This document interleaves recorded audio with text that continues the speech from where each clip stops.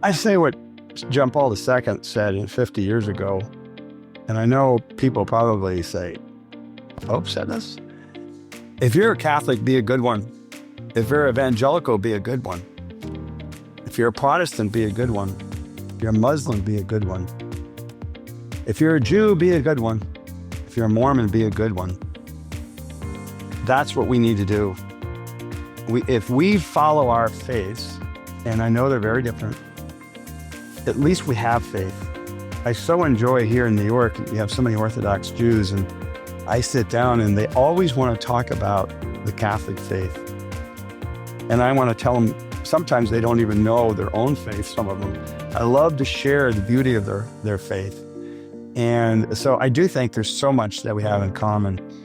And, we as Catholics believe the true and easiest way to heaven is through being a solid Orthodox Catholic.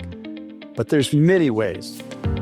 Welcome to the Going Big podcast. I'm your host, Kevin Gentry, and this is the place where we celebrate bold moves and big ideas. Each week, I sit down with inspiring leaders, entrepreneurs, and change makers who are making a significant impact in their careers and in their communities. Whether you're looking to level up your leadership, pursue your passion, or just get inspired to take your next big leap, this is where those stories come to life. Now, if you're listening on iTunes, YouTube, or anywhere else you tune into podcasts, be sure to hit that subscribe button so you'll never miss an episode. Now, let's dive in to what it means to truly go big. Well, ladies and gentlemen, welcome back to another episode of the Going Big podcast. Today, I'm really pleased to have my longtime friend, Tim Busch. Tim is an extraordinary leader in multiple respects, as you're about to see.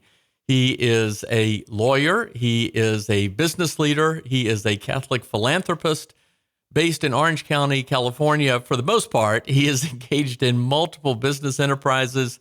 He's the founder and chairman of the Busch Group, which includes real estate, law, hospitality, and even winemaking. And Tim's story today for Going Big goes well beyond his business success, as you're about to see. It also will touch on the tremendous generosity that he has shown. He and his wife, Steph, have made possible the Tim and Steph School of Business at the Catholic University of America in Washington, D.C., and have helped found and initiate so many important initiatives, the Magis Institute, the Napa Institute, both of which are focused on advancing faith and reason. And just in multiple ways, you'll see, from boardrooms to classrooms to vineyards, Tim is engaged in many ways in going big. Tim, I want to start with your story. I know a little bit about it and your growing up, but let me just ask you this. Did you, at what point in your life did you decide, I really want to do a lot? Because you've gone big. I'd consider you at least to be a serial entrepreneur. Did you ever consider yourself that you wanted to go big in your life? Well, I think I had it always in me, but I mean, going way back when I was 4 or 5 years old, I remember playing games of owning companies and multiple companies. I didn't have the nonprofit sector in my purview then. I didn't really know what that was all about.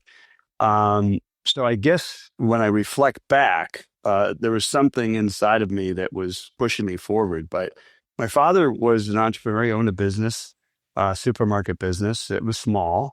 And so I didn't have the glass ceiling of I was going to go become a career following my father per se. I saw him as an entrepreneur, and I saw myself as the ability to be an entrepreneur as well. So, but through life, I mean, you start to see, if you look back, what was unfolding, and you try to use that experience, which you don't have at 4 or 5 years old, so that you can predict what's going to happen in the future. So it's been in my heart to do that, but God has taken me in a whole new direction that I didn't anticipate. Indeed. All right. Well, we've got a lot to talk about. So with respect to you, tell us a little bit about growing up. It was in Michigan, I believe. I presume you worked in the grocery store, and just sort of how that exposure to work affected just some of how your worldview. I started working when I was 7 years old in the supermarkets. And those days, like today, you people returned their bottles and they got 5 cents or 2 cents or whatever it was. And I would organize the bottles by Coke or Pepsi or the various varieties. And then when the guy dropped off the sodas for the supermarket, they'd pick up the empties and they'd take them back, clean them, and reuse them. That went away a few years later and then came back again. But people think, oh my God, you're a 7-year-old. What are you doing working? It was the greatest formation for me. I had to be in to work on a particular time. Sometimes I was tired. I had money. I started working at 20 cents an hour, and got my way up to $1.75 when I had to join the union at 11 years old. It was, but it was really a great experience. And then when I was 11, the child labor overseers said, you can work in your dad's store if your dad's there, but if your dad's not there, we can't have you working unless I think it was age 14 or 16 at the time. It's 14 today. And I was really heartbroken because my job was being taken away. My brother, who was 14, older brother, who worked with me, he got to stay. And he ended up in the supermarket business for many, many years, 30 years. He was the CEO and we're still involved. And but what it caused me to do is just like when God, when one door closes, God opens up another one. And so I became an entrepreneur. I developed paper routes for the whole town. It was in a very small town of Clinton outside of Ann Arbor, Michigan, southeastern part of Michigan. There was probably 1,000 people in the town. And I delivered every newspaper, Detroit Free Press, Detroit News, the Adrian Telegram. And over time, I accumulated all the routes and then I passed them down. I was the second of 6. So I passed them down to all of my siblings who ran those paper routes for probably 15 years. Wow. And it taught you about how to manage money, how to, people don't pay you on time, even for the newspaper. And you had to knock on their door and wait outside in the cold until they came out with $1.10 for the week. And then you mowed lawns, painted houses, shoveled snow, did everything. It was really just natural. And I was talking to an 85-year-old, he had a paper route. And people say that paper routes at the time, there's no such things anymore, right? The adults deliver papers or you don't deliver anything, you just do it digitally. But they really developed it was a small business. You had money, you had products, sort of a franchise, you had customers. It was really an enlightening thing. So that's what I did until I graduated from high school and went to college. Well, we hear a lot about how work experience at an early age is important. You understand and appreciate the value of work. It gives you a sense of discipline, just all those different exposures that you mentioned. But you were working for different people. I guess with respect to the paper route, you had the burden of actually collecting many times the money for the paper, but you weren't taking big risks necessarily in that space. But ultimately, as you became this enormously successful, and again, I'd say serial entrepreneur, you had to begin to take some leaps of faith. Tell us a little bit about how that shaped your view, how you kind of made that first big step to do something that involved a lot more risk. Sorry, I graduated from law school in 1978, had been interning with a lawyer in Ann Arbor, Michigan, quite an entrepreneur himself, did a lot of startup work, represented professional announcers. And this was a whole new world for me because I came from a small town. We never knew anybody that was famous. And I actually lived at home initially because it was only a 20-minute drive to the office. And I practiced there just for a couple of years. And then I decided I wanted to go out on my own and start my own law firm. I think it was like 1979 because it was just about a year after I'd gotten my license. That was a pretty scary move. I really didn't have a lot of money. My father was not the kind that, he didn't pay for our education. He just thought, you got to do it on your own. And so I started the business with not much money. and built it up. But it was many scary days. There were a few days I couldn't make payroll. I didn't have many employees. I had two. And I had to figure out, okay, I'll pay you on Monday because I had to collect some receivables to pay them. Those days are over with, thank God. But that's really what started it. And then I started meeting some clients in the early 1980s, and we began to develop real estate. And that's where I got involved in that part of it while I still continued my practice. Really, till about 15 years ago, I was very active in the practice of law. Today, I'm licensed and I occasionally practice, but it's not my primary business or love right now. When did you make the leap to California? And what formed that decision? Yeah, that was a tough one, by the way. Yeah. I'd never been to California my entire life. So when I graduated from law school, everybody has a rich uncle, and I had one. He was my dad's brother, never been married, never had kids. And so I went to visit him, and he was probably about 25 years older than me. So, but he was in his 40s, and it enlightened me because he had a whole different lens of being an entrepreneur himself, living on the water, and the weather was magnificent versus Michigan. And so that was in 1978. And I decided then I was going to move to California. But Detroit had continued to go through these up and down cycles that track the auto business. And everything in Detroit, when it goes down, the whole thing goes down. I used to say wherever General Motors is where the country's at, but that's obviously not true anymore. But in those days, it definitely was true with regard to the state.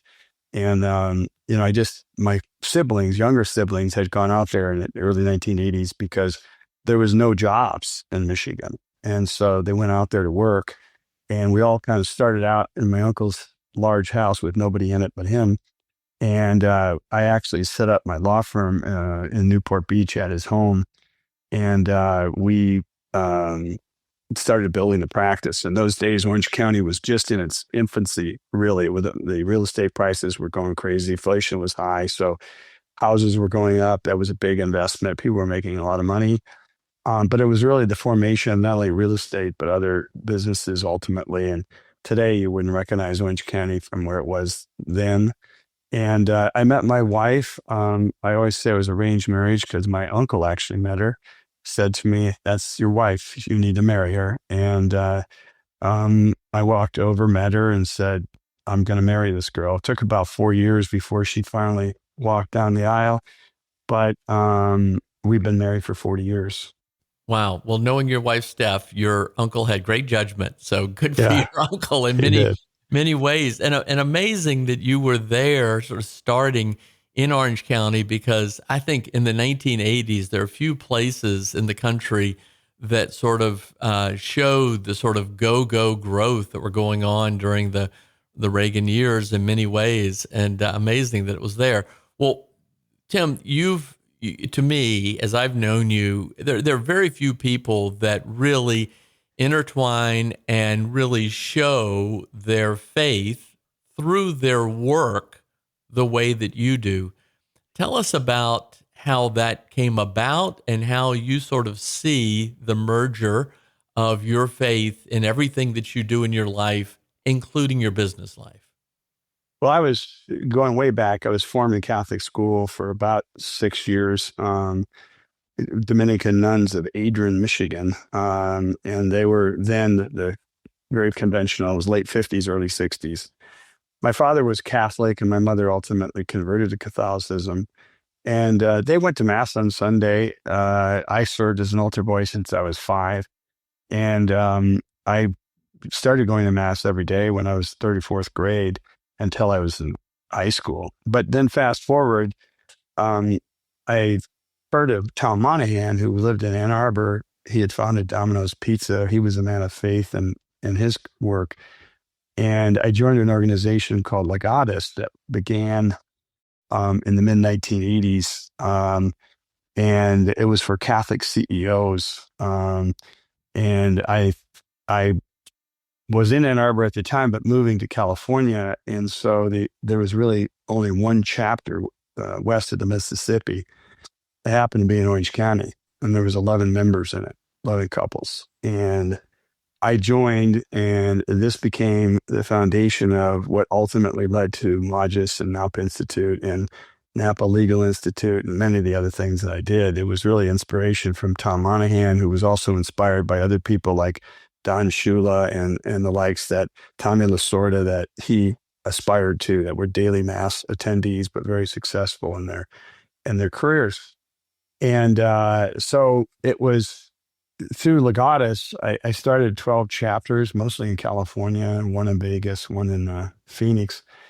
And I got to know a lot of people. And it actually was good for my business because I didn't do it for that reason, but I got to know people that said, hey, let's work together.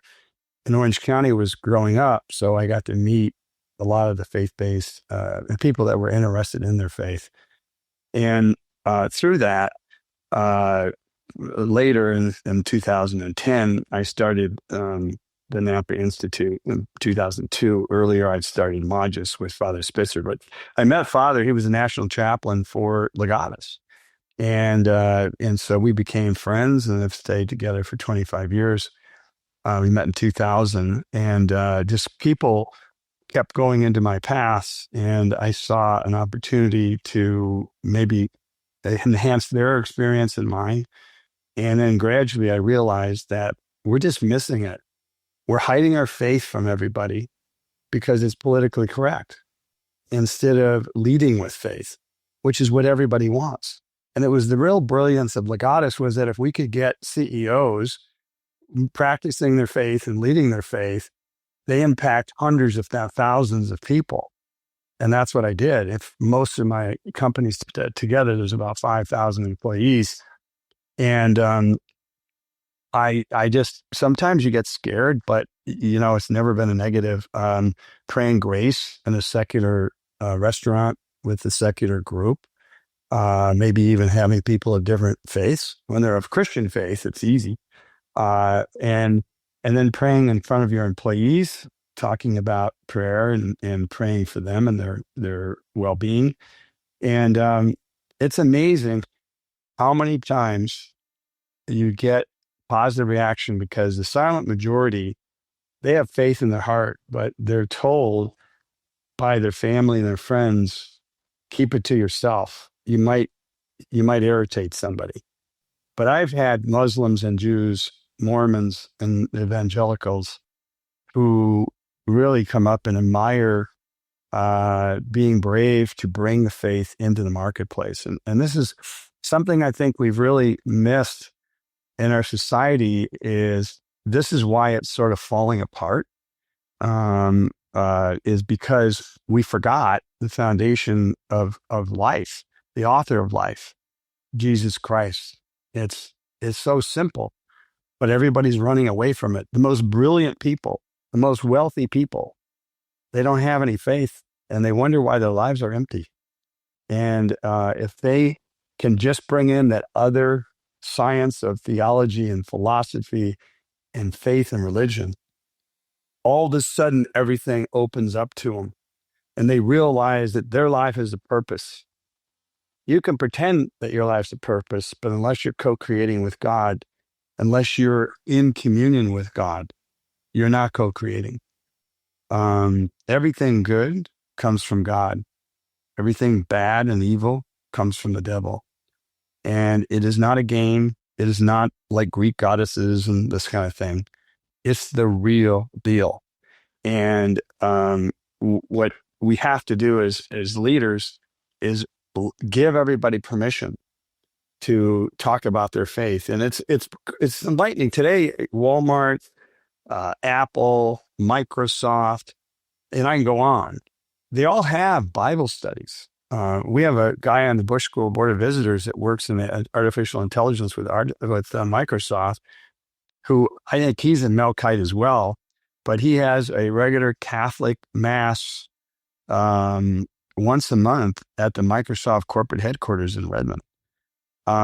So they may pretend to be woke, maybe for, political reasons, but inside the corporation, people that are your best people, your best employees, typically the people of faith. That's why they're good. They have their constitution is aligned with God and to avoid evil. So I really, if anybody takes anything out of this, don't hide your faith. Be who you are. You will be much more happy, and God will be more aligned with you, because if you deny God, why shouldn't he deny us? And that's in the Bible. Well, Tim, thank you for your willingness to speak out, your willingness to lead in this manner. And this is another big reason I wanted you to have. Just this in and of itself is a big aspect of really going big in a meaningful and purposeful way. But I don't want to dig into that and some other aspects of it, because you do so many different things tied to your faith. Like, let's go a little bit deeper into your experience with Legatus and Tom Monahan, and how that has brought you to this point today of founding and helping to grow these very significant institutions, Magis and certainly the Napa Institute. Tell folks a little bit more about them, what your vision is for that, and then how all of this you help sort of grow and build this. Because I think everybody listening is looking not only for inspiration, but for ideas and insights from people like you who've done it in a way that they may think about doing something in a similar manner. I start with the Bible scripture, which if I was a bishop and I needed to put a Bible scripture on my insignia, which I don't, it would be Duc in Altum. Jesus said, put out into the deep. And, we're always doubting ourselves. Some of that comes from the devil. And when you put out into the deep, you surrender to God's will, not yours. All of a sudden, other things happen. Steph and I, over 33 years ago, started a Catholic elementary school for our kids. Today, it's thriving. 700 students are getting a Catholic education. It's not just Catholics. It's about half Protestants or people of other faiths. Then it led to a high school, and it's got 1,300 students and co-ed. And again, what would caused me to do that? I was in a Catholic school for 6 years, and I was asked to leave because I didn't belong to the parish, and the class sizes were 65, and they wanted to get it down to 45. That's kind of a joke today, because if you put one student over 25 in a class, families go nuts. And then obviously the Catholic University, which is another story we can talk about later. But all of these things, you become God's soldier. And yes, he gives you the ideas, and he gives a lot of people ideas, and some people act on them and some people don't. And the Napa Institute, I just wanted to have a conference at a hotel I owned up in Napa. I thought it would be cool. I had a chapel, and the first year I got 150 people, and they came up to me and they were on fire. They were just so excited. They couldn't believe what they just experienced. I didn't even know what they were talking about. And I realized it was the Spirit telling me this is the beginning of something really big. And they told me this. They out of their voices. I go, no, it's not. This is just a conference. No. We got to do this every day. We got to take this and move it into something bigger. I don't know where they were coming from. I went home. I thought about it. I prayed about it. And then over time, over the last 15 years, Napa has events going on almost every day. This week, I have 4 events here in New York City. Last week, we're in Miami. So we've done a lot in that world. So the point is, I don't know where I'm going. Everybody goes, tell me where you're going. I don't know where I'm going. I don't know how I got here. I just keep moving forward. And I see now the Lord is giving me some vision. You got to put my church back together. We're not going to let society fail. And the way we succeed is we start by renewing the culture and then transforming the church. That's our tagline. And so I think Napa is going to be wrapping its arms around young people, young priests, religious sisters, successful, affluent business people, people of all walks of life, and bringing them into realizing that faith is everything. And God has put me in front of some of the most wealthy people in America, and I'm sure he'll put me in front of others. And the first thing I lead with is my faith, because that's the only reason I'm there. Why else am I there? And so I know it's very hard to get through that hard shell of people that have been successful. They resist it. They don't want it. They just want to go on the way they're going on. Why change? Because unless you do change, you're never going to have joy. You might have happiness for a minute, but you're never going to have true joy.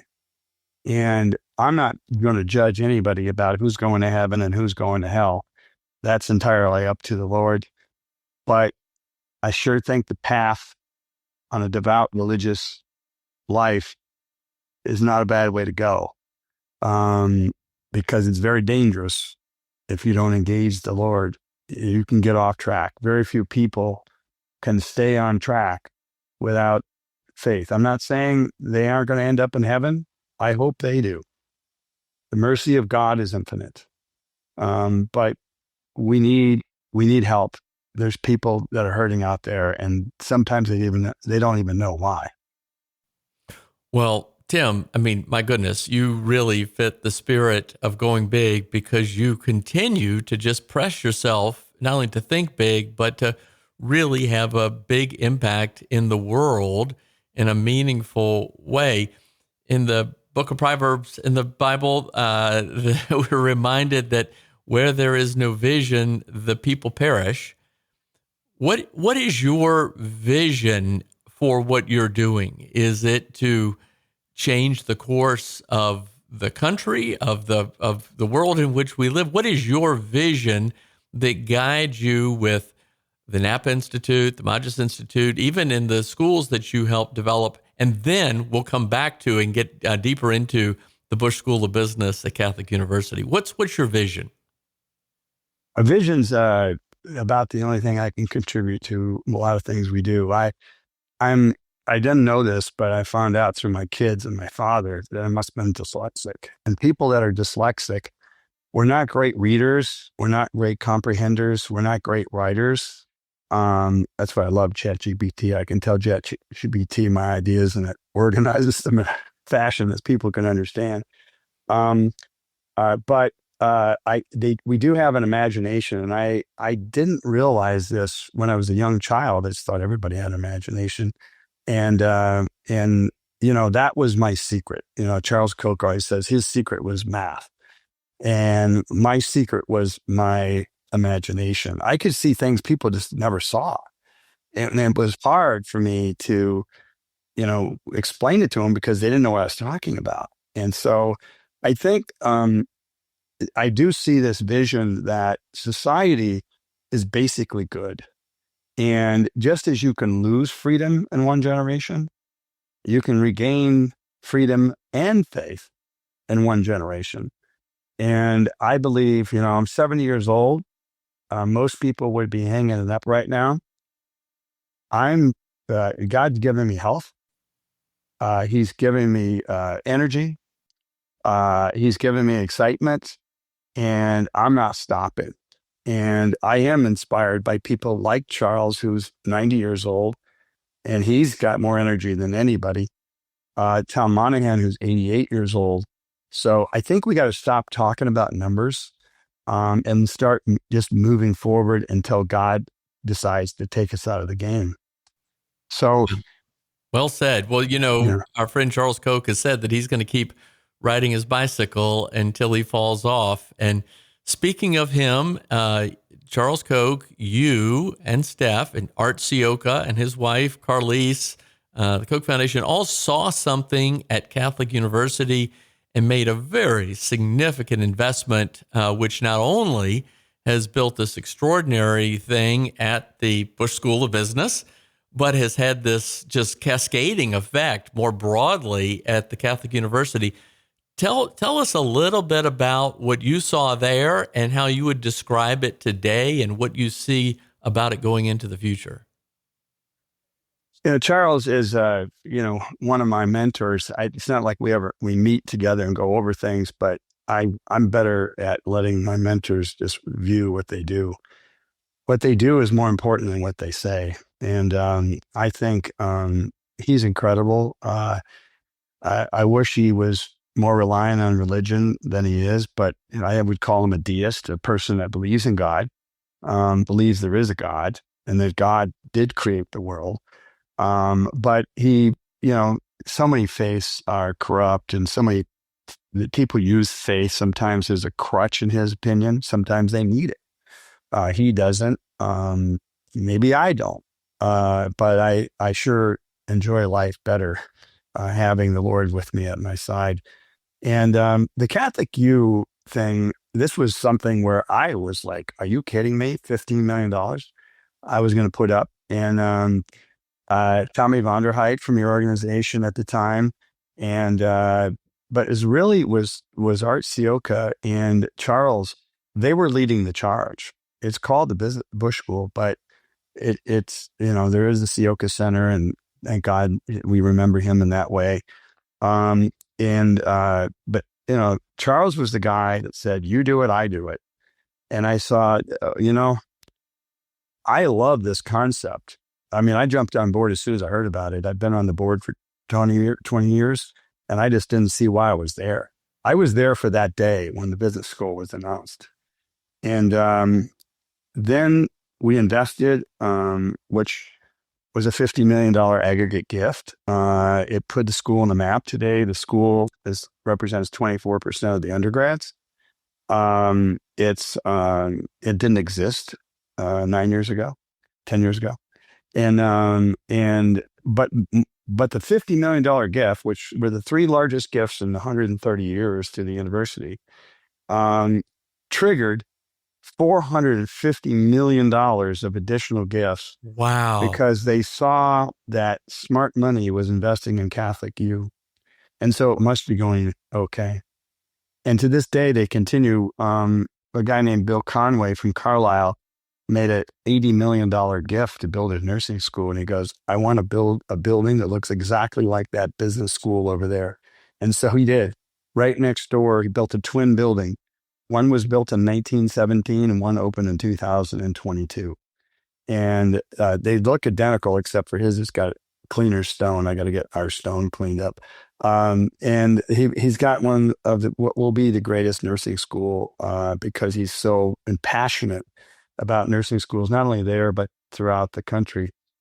And who knows? Cardinal O'Malley, most of the cardinals and bishops of America, I would say 50% of them, have a degree, an advanced degree from Catholic U. And that's why Catholic U was built in 1887 by Pope Leo XIII, the precursor to Pope Leo XIV, that we can talk later. He came over across the boardroom to me one day about 6 months ago, and he said, you know what? You don't show up, this school's out of business. And, it's I didn't know what I was doing. Charles didn't probably know what he was doing, but I told Charles that. We didn't show up, that school's out of business. And, we are the hope and the future of that school. There's other schools like nursing is coming right along, but there wouldn't have been any. There was a nursing school, but it was tiny.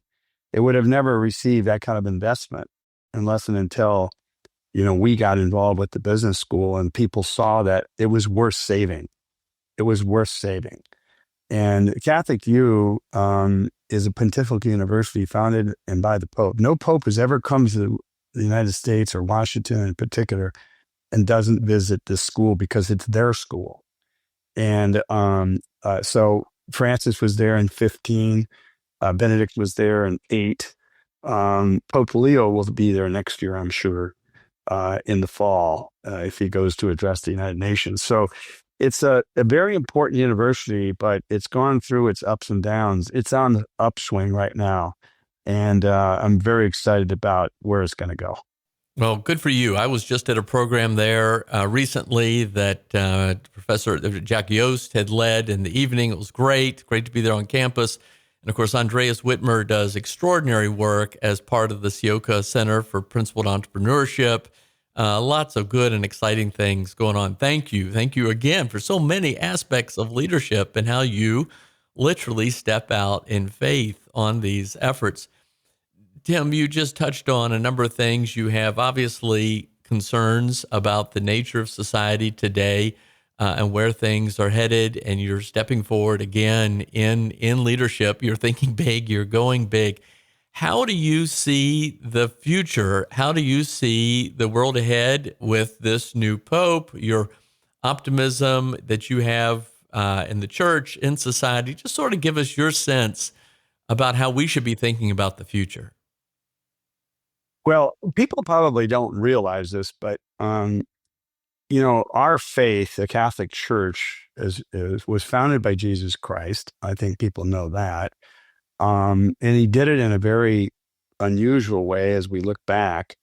But it's the only organization in the history of the world that has lasted for 2,000 years, and it isn't because of the geniuses that are running it.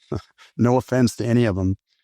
But we're all human beings born with original sin.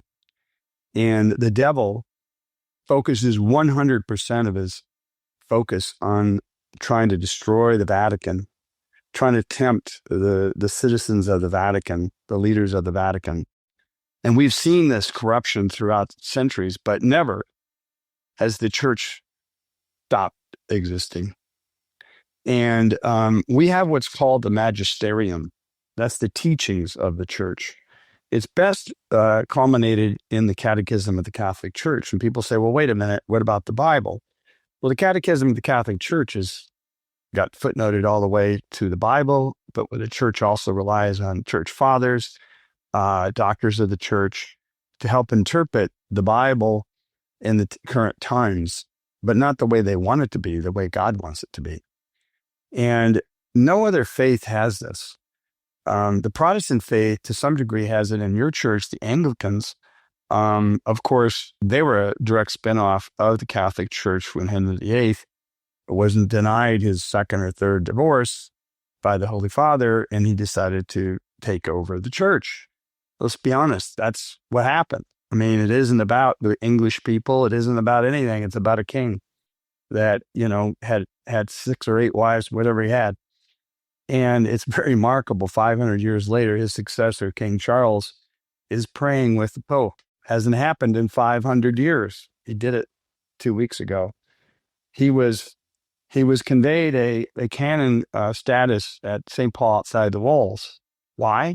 Because the English people pre-Reformation had their relationship with St. Paul outside the walls. And every king was a canon at St. Paul outside the walls. And my dear friend, Cardinal James Harvey, is the archpriest, the rector, if you will, the person in charge at St. Paul outside the walls. And he was there with King Charles to accept him there. Why is he there? It's 500 years. That's more to be revealed on that, because I have my suspicions, but I don't have any inside information. But if you go to the Muslim faith, there is no magisterium in the Muslim faith. There's the Quran. But the Quran, like the Bible, you can take either side of any argument and use the Bible or the Quran to try to support your argument. The Jewish faith is the same way. They have the Old Testament, the Torah, but they don't have any predetermined teaching. It's different rabbis that go in different directions. You have Reformed, and then you have the Orthodox, and then you have the secular Jews. They're lost. The Lord did not give those faiths, the Vatican and the church. And he didn't give it to the Protestants either. Evangelicals, I was talking to an evangelical, and he says, what we do is what Billy Graham used to do. Every 5 years, we go and take all of the leadership on a retreat, and we talk about the issues of the today and what are the teachings of Christ on these issues. And I said, that's great. Here, I'm going to send you a catechism of the Catholic Church. Before you start your retreat, everybody should read it. You don't need an offsite. It's all in there. By revelation, Pope John Paul II, then Cardinal Ratzinger, soon Pope Benedict XVI, and Cardinal Schönborn from Vienna wrote the Catechism of the Catholic Church in 1985. It's been modified just once by Pope Francis in regards to the death penalty. And there's no need to go anyplace else. It's all there. And the Christian faith would be well served to rely on that because it helps interpret the Bible for them. And it also incorporates church teaching. You know, when we did our ecumenical forum, Kevin, we preached or we recited the Nicene Creed. We also all agreed that the Apostles' Creed. What I didn't know is in the Reformation, Protestant sects did not abandon the fundamental creeds that is behind Christian faith. That is really good news because the Nicene Creed goes back 1,700 years this year. And so, you know, when you have that kind of formation, if you can just pay attention to the creed, we know what our faith's about. But then what happens is what's happened, unfortunately, with the Protestant faith is that each pastor and some bishops have decided to recreate the teachings of the Christian faith. We see this in the German Catholic Church. They're trying to do a synod on synodality within the German faith and trying to create their own magisterium. This is wrong. It needs to be shut down immediately, and it needs to be left where the Lord put it. He gave the keys to Peter. He didn't give them to John. He gave them to Peter. And Pope Leo is a direct successor of Peter without interruption. No heresy is going to convince me or anybody else otherwise. This is a direct successorship. And I'll just close as a long answer. I had the privilege of knowing Reverend Schuler in the final days of his life. And he was really behind Fulton Sheen. He became the biggest televangelist and ran an operation out of one church that was bigger than the whole Diocese of Orange where he was resident. And when I bought, on behalf of the Diocese of Orange, the Crystal Cathedral, I got to interface with him. And I realized that he got it. He said, "You are my bishop," to the Bishop of Orange. "You are the successor of Peter. The Church of Peter is here to get my life's work. It's not going to my kids. It's going to the Church of Peter." I couldn't be happier. I never saw this coming. And he would have converted to Catholicism, but his family didn't want him to. And I get it. It would look like a scandal in the Presbyterian and the Protestant world. It wouldn't have been, but it would have looked like it. And he had tears coming down his eyes when I asked him, "Would you become Catholic?" And he said, "Could I?" I said, "Of course you can." And then that was the last I ever saw of him. They took him away from me. But I'm certain he and his wife, they died on the Triduum. One died 1 year and Reverend Schuler died the next year. That's a big sign in the church. Very famous people die on the Triduum, Good Friday, Holy Saturday, or Easter Sunday. Mother Angelica, who founded EWTN, died on Easter Sunday. So it's just that's the way it works. Wow. Tim, this has been a really, really interesting conversation. As I said at the beginning, you've really gone big in multiple ways, and thank you. I want to draw this to a close, and I want to draw it to a close by asking you really the same questions that I almost always ask others. The first is, now where you are in life, as you say, at age 70, looking back at a younger version of yourself, let's say 50 years ago, what would you tell that younger version today that you wish you'd known, that you might have done differently, so that for anyone listening, we might think about how we might consider how to live a life of real purpose and meaning? I go back to Duke and Altum. As much as I've accomplished, I can see that in many ways there could have been even bigger opportunities, that I was closed-minded, that I was scared. I'm so blessed to have two children that watch me, and they're doing maybe what I didn't get finished. And my son's 38 years old. My daughter's 36. They have 11 kids between them, which is Congratulations. a big accomplishment. And they're running the company. And my heart tells me, I should be there, but my brain tells me, get out of their way. Get out of their way. They have more tools, more resources, and they understand the vision. And they're going to build a business even bigger than I had it. And they're going to go through tough times. We've been through tough times in COVID and all that, but it'll make them better. And they are having a lot of fun. My son is in the midst of big trauma and this, that, and the other thing with people. And he says, I'm having fun. I'm cleaning things up. If we fix all this stuff, think what we're going to be able to do going forward. And that's really the attitude. So look at you. None of us are perfect, and we can't let perfect get in the way of good. I love that saying. There's so many times we're trying to make everything perfect, and if it's not exactly the way we want it, we're not doing it. That's the work of the devil. You got to compromise with people. And in the end, the truth will prevail. But you can't fight with people. Unity. My goal, that we should all be one.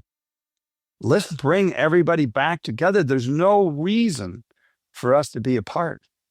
We have more division within the Catholics than we have with many of our Protestant friends.